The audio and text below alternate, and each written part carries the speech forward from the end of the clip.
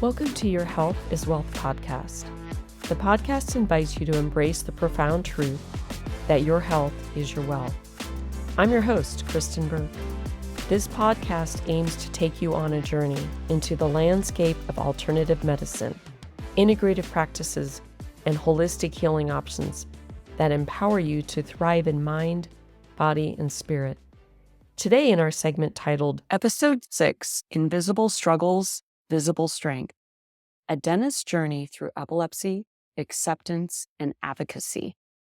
We will be exploring the remarkable journey of Amee, a dedicated dentist who has faced challenges of epilepsy with incredible resilience and grace. Epilepsy is a neurological condition characterized by recurrent seizures affecting about 3.4 million people in the U.S.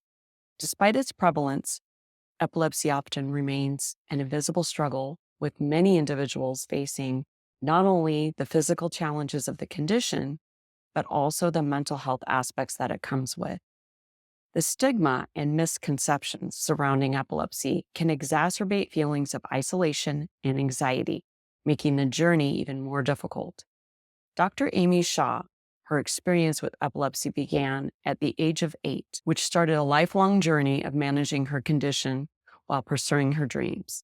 We'll explore how her journey has influenced her professional life, the importance of acceptance and self-care, how she has used her voice to raise awareness and foster understanding. We'll also discuss the broader impact of epilepsy on mental health in America, where societal pressures and cultural stigmas can make it difficult for individuals to seek help and support. We welcome our guest today, Dr. Amee Shah.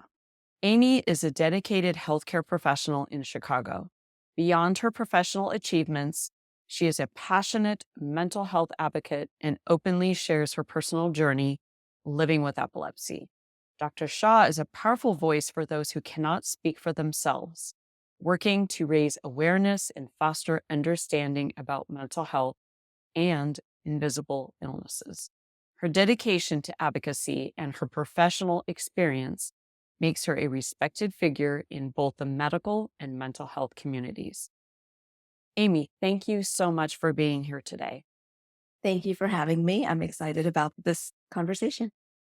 Me as well. Let's start off with you sharing a little bit about your journey with epilepsy and how it influenced both you professionally and personally. Okay. I was first diagnosed at the age of 8 is when I had my first seizure. I am very attached to my parents, and I was sleeping in their room that night. And luckily, it was a blessing in disguise. And they were able to realize something was not right. We called 911, had access to care, and did all the testing, the MRIs, the scans. Everything came back negative, inconclusive. I lived in a small town. So at that point, they directed us to a pediatric neurologist who was about an hour and a half away. And from there, we went over the testing, and we were put on a medication. That medication has worked for me my entire life. And I've run into a little bit struggle of it recently, but professionally, it hasn't stopped me from doing anything. This is something I've had since I was 8, and now I am in my 40s. And it's just something I'm starting to talk about this many years later.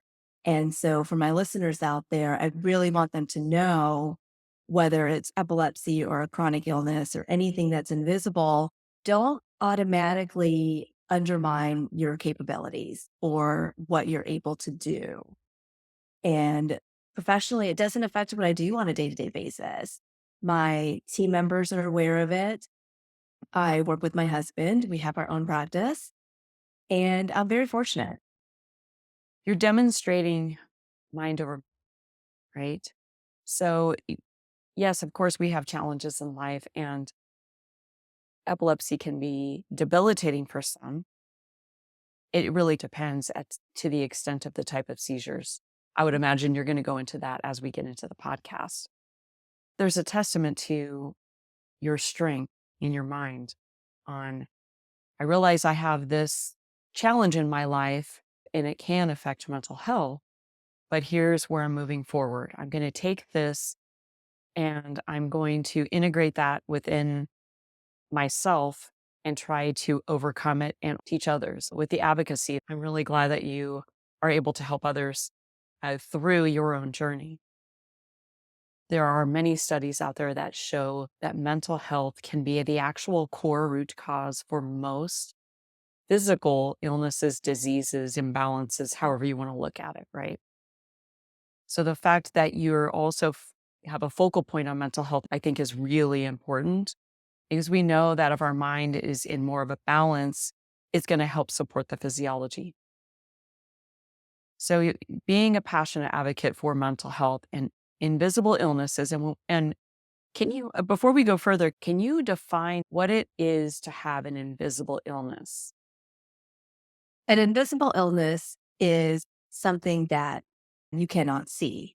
It could be mental health, it could be anxiety, it could be Parkinson's, bipolar.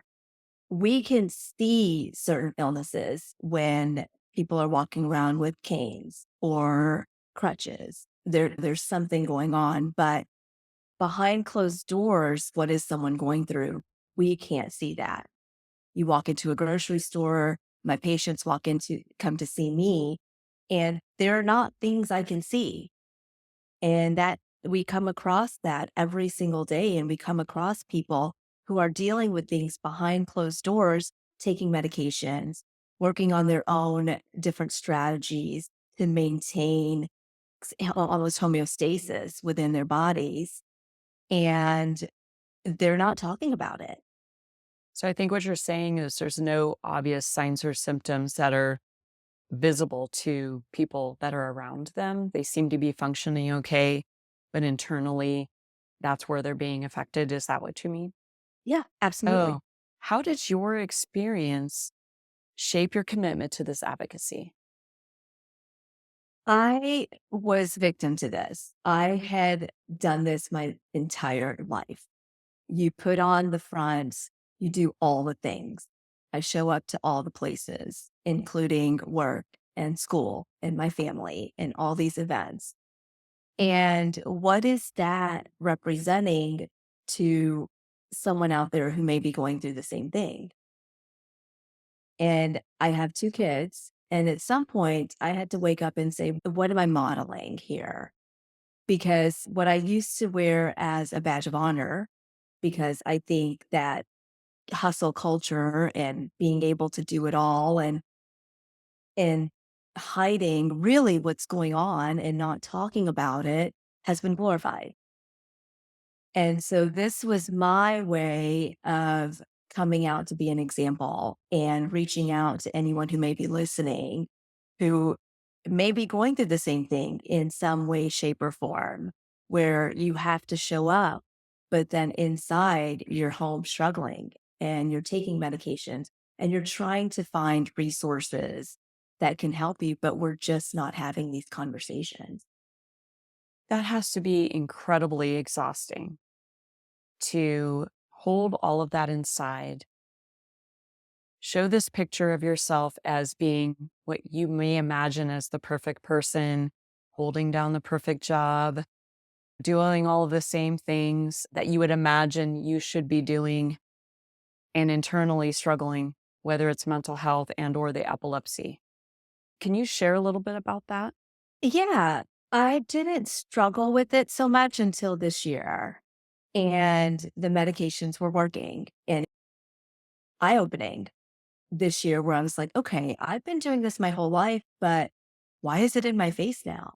And I've really had to sit down with myself and accept it almost. This many years later, I don't think I was put in the situation of acceptance. And until you get to that point of acceptance, it's very difficult to talk about and to reach out and to find help. We are trained to show up and be certain places, present ourselves a certain way hold up commitments that we've made to our friends and our family members. But when you can't, you realize this was actually a blessing in disguise to me, where I had to take the pause and I had to sit down and listen to my body physically and emotionally. And it was time not to cover it up. There were a few situations where I lied to my own friends about why I didn't go to dinner. And that really made me stop and think that night, these are my friends. This is my support system. What good am I doing for myself by not reaching out to them? And so a lot of it is accepting it yourself and then talking about it. It doesn't keep me from doing my job. It doesn't keep me from being able to be there for my kids. But guess what? On those days where which is, they are more challenging, there is a support system. When you talk about showing up and acceptance of your own situation, that's having trust and faith that others will accept you for who you are. And I feel like people will mirror us. So if we accept ourselves, others will feel that authenticity, that truth. When you live in your truth and you speak your truth, that resonates with others. They pick up on that and they're going to treat you as such. It's when we seem to have some of the challenges in our mind, because usually that's where it starts with, I'm not going to be accepted or I'm not going to be good enough ish, those feelings. Yeah. And people start to treat us as such. I do believe there's a balance, though, on who you share information with and how much information in the context thereof. And that is what's difficult. And I still have difficulties in how much to share versus what can I not share or what shouldn't I share? What's too much for people? But then you have to sit back and say, I am who I am. I didn't sign up for this. What is too much? And who is that too much for? What am I holding back for? And who am I holding it from? At the end of the day, it comes down to me and accepting me and myself. And until I was able to do that is when I was able to talk about it. And I hope that resonates with other people. And it's not limiting. And you can use that as empowerment instead of a victim. This for me has been a source of empowerment. And that's what I want to relay to somebody else who may be going through the same situation and kind of on the fence of there is a how much is too much. And that can be a different conversation, but owning your truth and being who you truly are and being accepted by those who are going to accept you is all you need because everything and everyone else is just extra. And you realize what's important and who's important. And I think the lesson has been greater for me personally than the limitations or the epilepsy or the mental health is I have learned a lot about myself and how I want things and the way I think moving forward. And I think that's the point. I think Yeah. that's why these types of things pop up in our lives to give us tools in our tool belt. Because what you've learned with empowerment is the process of surrendering to the situation instead of trying to control it. When we try to control things around us, usually that doesn't end well. Yep. There's different degrees of that, of course, but you've learned that through that process. And that's the point. We don't show up in the world and we're perfect and we've made it. It's going to be process and there's going to be growth our entire life. There is Yep. no end point that we're trying to get to. I think that it helps to set goals, but if we get too fixated on that, that can distract us the actual here and now, the moment. I think that's terrific that you have had that. I've had my own experiences with other things and it resonates with me. And I'm pretty sure it resonates with many that are listening to this podcast right now. With acceptance, it's a crucial step in managing various types of chronic conditions, not just epilepsy. So this interview today, I'm hoping that it is a process that you can share with anybody, regardless of what they're going through. Can you talk about when you were going through that and how you were changing? How did it impact your family, whether it's your parents or your husband and your children? I had never talked about it before, even with my own children, my husband. It was never anything that was brought to surface because we were living the hustle culture and we were doing our day to day. And there was no reason for us to take the pause. My immediate family has also known. They live in different states and we're spread all over. And it was just the normal. We meet for vacations a couple times a year and life is fine. And when you stop and you take a step back and realize this is just a part of being human. And until you are in a situation or you face a challenge like this, it makes you take a step back and realize this is your support system. Now, whether it's something as small as I need to make a decision on what pair of shoes to buy, or it's something big where I just need someone to listen. You have a support system. And if you don't, come reach out to me, find somebody to talk to. I have gained so much information about my own condition and relating to other people through sharing my journey. And sharing can be a powerful way to connect other resources, right? You talked about immediate resources around your family. It sounds like you have a pretty good sphere of that.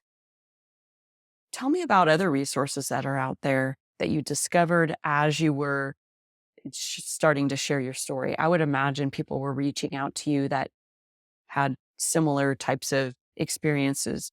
Absolutely.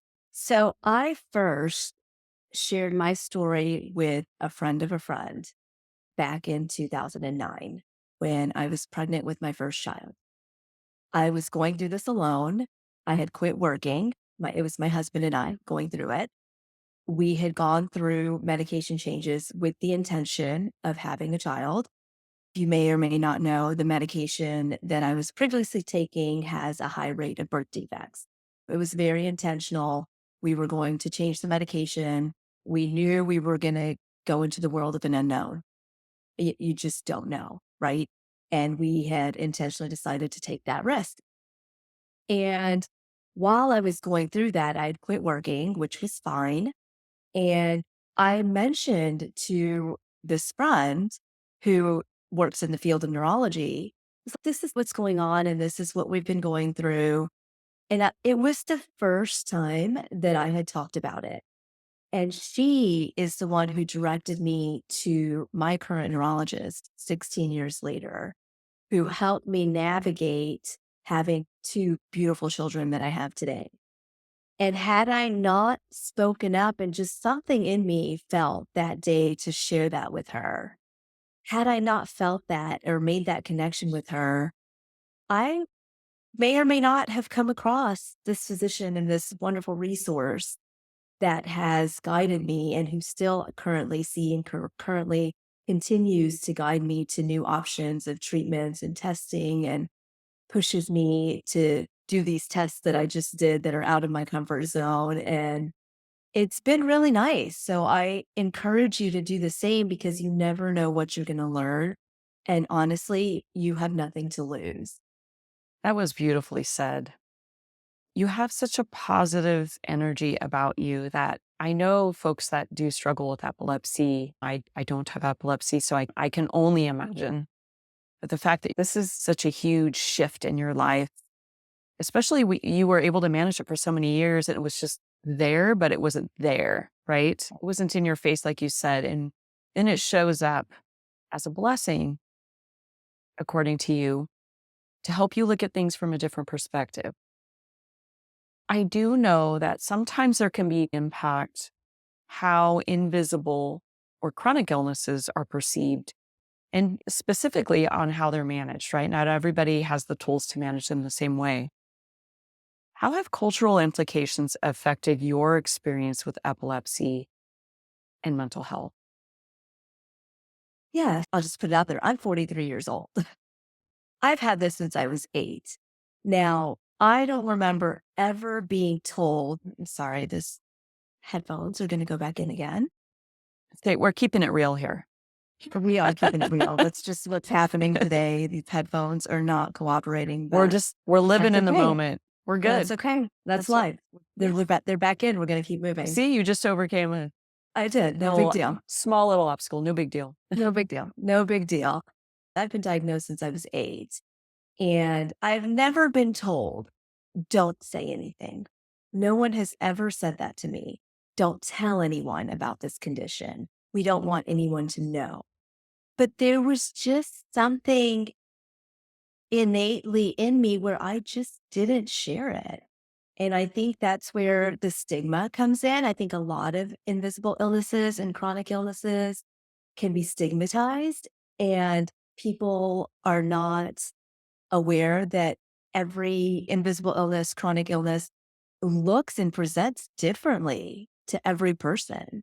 And you really have to have a conversation with that person to know what exactly the presentation is for them. We hear one term and we hear a blanket statement. Okay, you saw a movie where somebody had epilepsy and they automatically fell to the ground and they were having convulsions. And yes, that is one way that it can present. But that blanket statement does not apply to the general term or diagnosis of epilepsy. And that, I assume, is spread across the board with mental health, anxiety, depression. All of those are going to present and be managed differently in every person. We just don't know their story and we don't know their experience. And if we don't know that, we don't know how to support them. So culturally, it was just shoved under the rug. And I just didn't want that to continue any longer. And I was in a situation where I needed my support, and the only way I could get it was to speak out about it.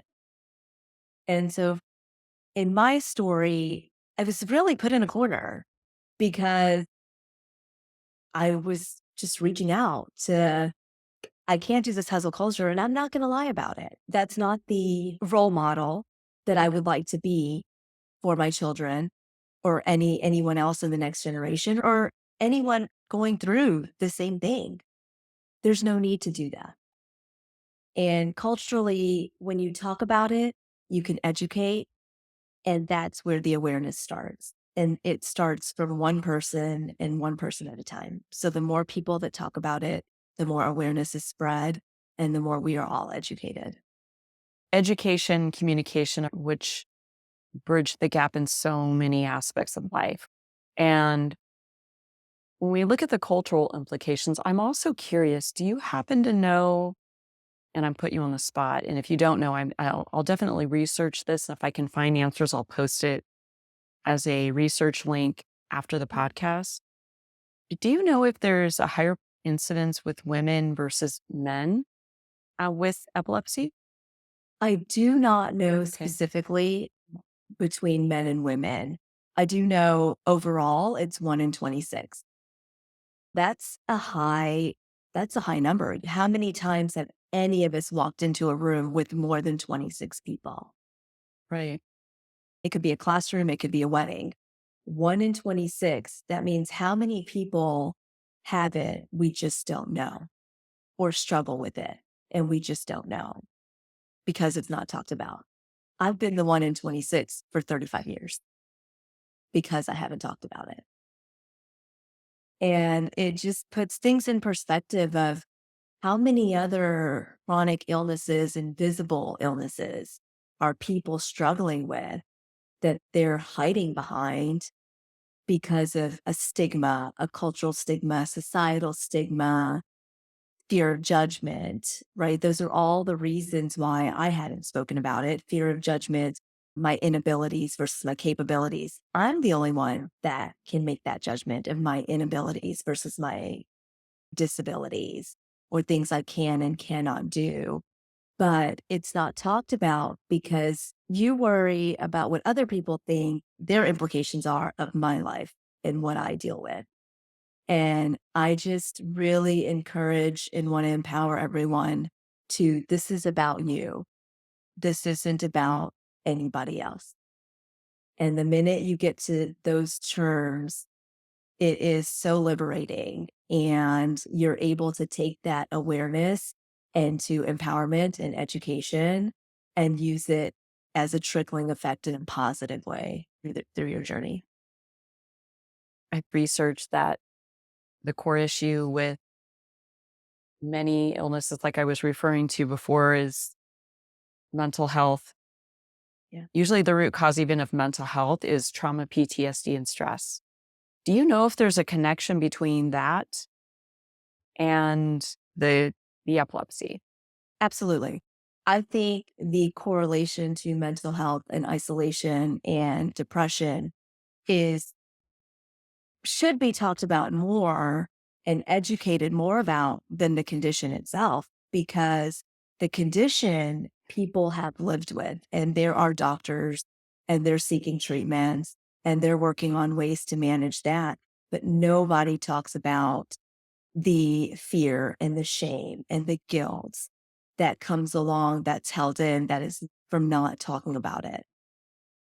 And I myself, it was the same thing. Why am I, when this hit me in the beginning of the year, it was more a mental health kind of struggle of it's a kind of downward spiral. One affects the other, and then it comes back and affects your epilepsy, right? Because stress, if you look at the triggers of epilepsy, stress is one of them. What causes stress? Everything you're thinking about, everything you're trying to do by yourself, everything that your thoughts are putting in your head. So it's a lot of rewiring the way you think. And that, in my experience, has helped me conquer and manage the epilepsy. So the correlation, I think, is very direct and very prevalent. I'm really interested in this right now because I am studying Ayurveda and we are looking at a lot of immunological diseases right now, is what the focal point is. But it could be any chronic illness. Everything always goes back to mental health, specifically trauma, PTSD, and stress. And that's why I'm asked that question about epilepsy and the percentage of women versus men, because we're seeing a higher incidence of women overall with physical illnesses and diseases than men, specifically related to immunological disease, autoimmune disease, like lupus, rheumatoid arthritis. And so I'm curious and I always want to dive deeper. Why? And I did find a couple of studies that talk about women overall have a different layers of stress than men. When we walk down the street at midnight, we would have different worries than a male would, right? Absolutely. And the other thing is, I think the socioeconomical aspect, I don't know if it plays a huge role as much as the physical aspect of fear. But just looking at that, if that can create more stress and trauma, and we're seeing a higher incidence of a certain category, could that also be related to this too? And which then, of course, I went down a rabbit hole. And I'm sharing this with you because I'm planting a seed in hopes that someone out there that's listening to this might have an answer. Is we put a lot of money into genomic testing as to research to find causation, but also to try to cure. Why aren't we taking some of those dollars and putting them into mental health when we already know that's the core issue with most illnesses? I just thought I would bring that up, especially for you as an advocate. And as you cross paths with some of these folks that may have some of these answers, or perhaps maybe this could bring awareness to shifting and funding with supporting more of the mental health aspects of illness, whether it's epilepsy, autoimmune, or other chronic disease. That was a talking point that I wanted to mention. which kind of shifts into the other area of mindset and perspective. As we're going through this, clearly you have a really strong mindset. You mentioned that changing your mindset can alter your perspective, how you're looking at things, and can help you on how to move forward. Can you elaborate about how shifting your thoughts and attitudes influenced your journey in recovery? And do you have like a practical stepwise approach that you would be willing to share? Y- Yeah, stepwise, it's hard to say, but there are a few key points that I have really focused on. And it has not been what I can do. I could sit and ruminate in all of I used to be able to go out till 1 a.m., but now sleep is very important. So I need to be home by 10. Well, guess what? I'm very grateful that I could go have that dinner. And it's probably better for me at my age that I need to be in bed at 10 o'clock. And so it's looking for the gratitude and it's looking for the things that I can do versus the things that I cannot do. And through that, it's having control of your body. That's the other thing is movement has always been a big part of my life, working out, running, walking, and whatever that looks like to you, focus on your cans. I'm very grateful I was able to get a workout in for me. That helps me mentally. That helps me physically. And I could sit there and ruminate in all of these things and this journey, then all the negatives. But when you pull yourself out of that and you just wake up and you're like, gosh, let me focus on what I can do today and my plans are today. And then give yourself some grace because sometimes you can't do everything that you had planned when you woke up that day. And that's the reality of it. But that's where grace comes in. So it's focusing on what you can do and allowing yourself grace for those moments where you cannot. And those have been probably two of my biggest pillars of what I focus on through the day. And not explaining yourself to anyone unless they're asked for an explanation. And so I've been very selfish this year.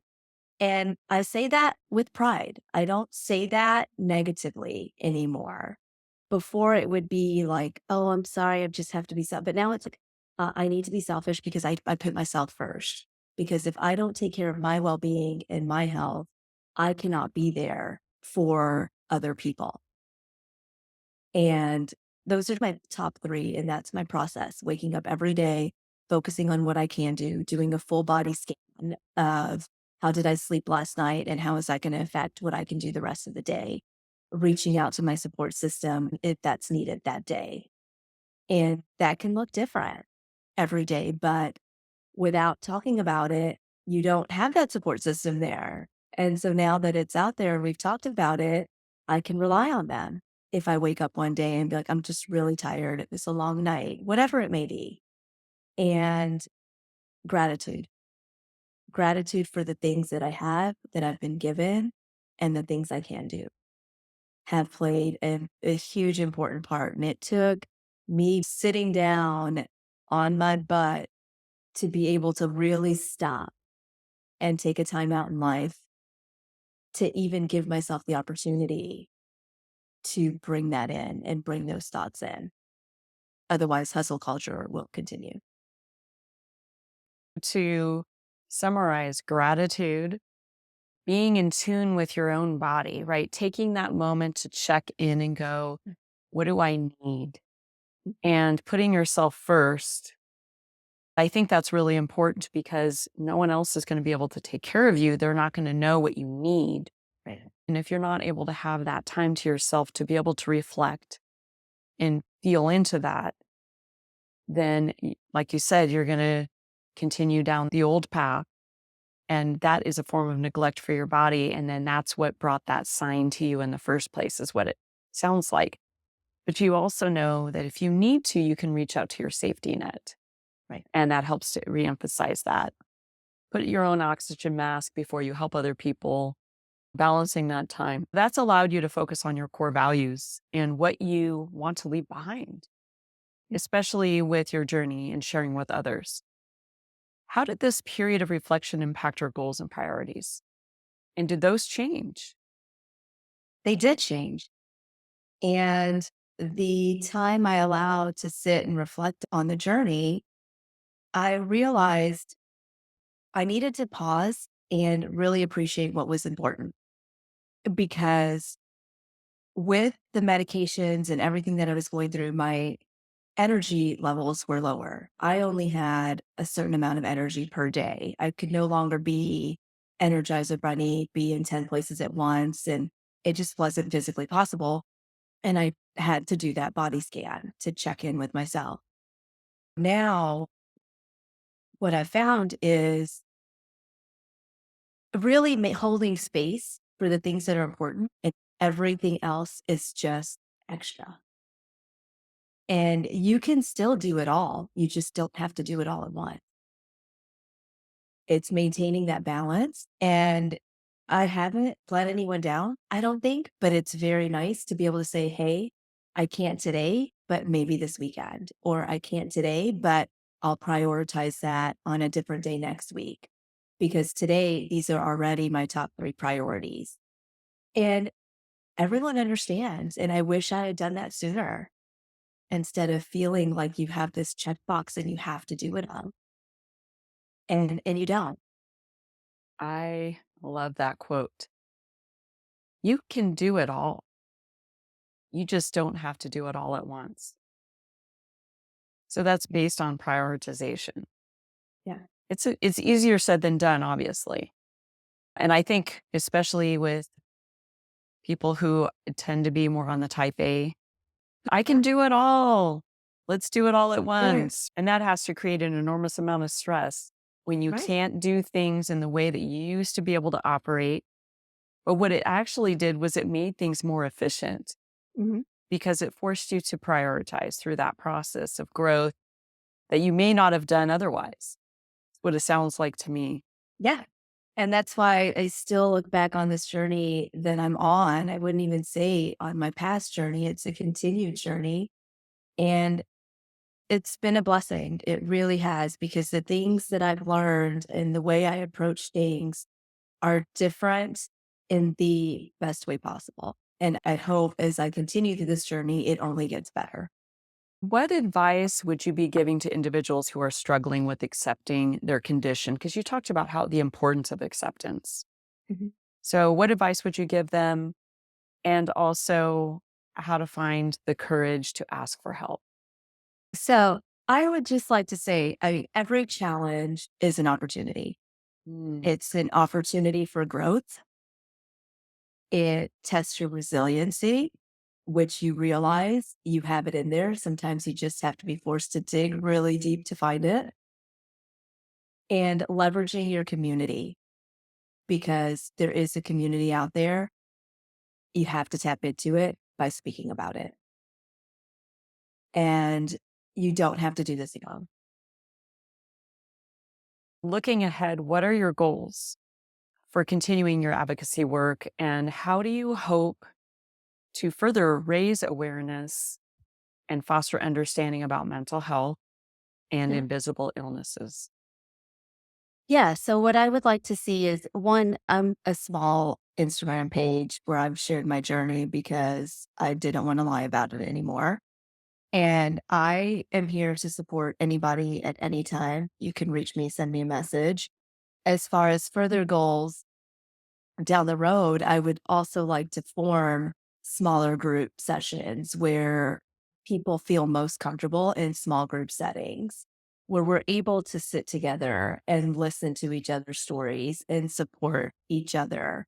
If you don't have someone you want to entrust in, or sometimes you don't want to go to your friends, sometimes it's easier to talk to a stranger, whether it's a therapist or support groups. And so I hope to be able to form support groups in small situations that enable people to talk. Just talk about something something you wouldn't feel comfortable talking about somewhere else that you've been holding in, I think because you're not alone. that's a really good idea. And I've been talking and interviewing various people of all ages, women, professional women, younger ages, older, college students.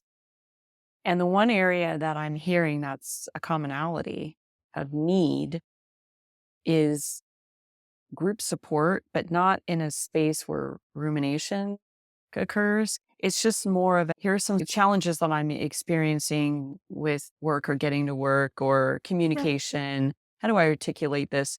And just sharing those daily, what may appear to be a challenge, but actually it's a blessing, right? Yeah. And how to overcome that. It's a lesson. It's a lesson in life, in their daily life, that they actually can apply to multiple things. So I do think that you're on the right path with that. There is a huge need from what I'm hearing. Do you see an opportunity of multiple types of providers to collaborate care? So, for example, you know that because mental health is a root cause for this, if you were to have a nurse or a doctor or a holistic care provider who specializes in epilepsy, a mental health advocate or provider, someone who has experienced epilepsy, I think that's important to have that person at the table to come together in one of these smaller social groups or sessions so that people can show up and have that conversation. Do you think that would work in this I think area? that would be an immense opportunity for anyone going through this. And even as educators and even as professionals, to see it from different standpoints, because you don't know what you don't know, right? Your field of expertise, whatever that may be. You see the neurologist and you see an epileptologist, which is a specialist of a neurologist, which I think is very important. So you've got to be your own advocate and seek out different resources. But I was amazed at how much it all intertwines. Yeah. And if we could just get information, even as providers from other providers, I think that's a huge step moving forward because you don't see as much of that as I would like to see. I agree with you. And I've done research on the complementary alternative medicine market itself. And it's just surprising with Western medicine doctors, they're trained a certain way. And I'm not speaking for all, by the way, just many that I've come across or that I've communicated with, that I actually know a lot of them who sometimes dabble in functional medicine, which is a little different than integrative itself. But they're interested in integrative medicine. But many of the clients and patients they have are afraid to share with them some of the holistic care providers they go to because they think they're not agree with the approach. For example, if they're going to a naturopath, if they're going to a certified Reiki specialist, or if they're going to someone who does sound therapy, for example, they're not licensed, but they do have some form of certification. And there are some studies that actually show that some of these modalities are really effective with the mind, right? Ayurveda, that's what I study. I think you just nailed it. Challenges create opportunity. And how we connect is through each other, is through communication and education. Communication and education on what is perceived challenge, which creates an opportunity for growth. And I do know this, that when we focus in on the inside with our health, our outside will reflect that. And these collaborative approaches are going to streamline healing. And I think you're onto something with a small group sessions. Is there a particular message or piece of advice that you would like to leave with the listeners, especially for those who are not only dealing with epilepsy itself, but mental health and any other type of chronic disease? Absolutely. And the biggest takeaway that I've learned is talk about it and you'll realize you're not alone.